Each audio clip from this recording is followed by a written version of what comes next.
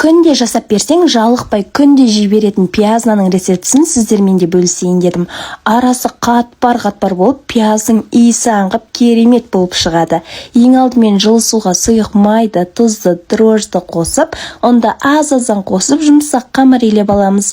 Қамырымызды 10 минутқа тындырып қоямыз. Салмасына пиязды жақсылап майдалап турап, дәміне қарай бұрышын тұзын қосып, жақсылап мұжып аламыз. Қамырдың ашығанын күтпей, екіге бөліп, қатты жұқа қылмай жайып, арасына сары майды ертіп жағып, пиязымызды сеуіп, орап шығамыз.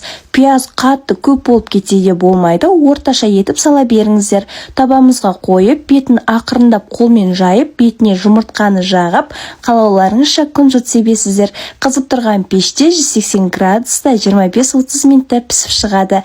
Енді ыстықтай таласып жеп қояды. Міндетті түрде жасап беріңіздер. Видео ұнаса, лайк басып келіп кетуді ұмытпаңыздар. Менің парақшам сіздер үшін өте пайдалы. Сіздермен болған жас фудблогер қыздарыңыз Ақерке.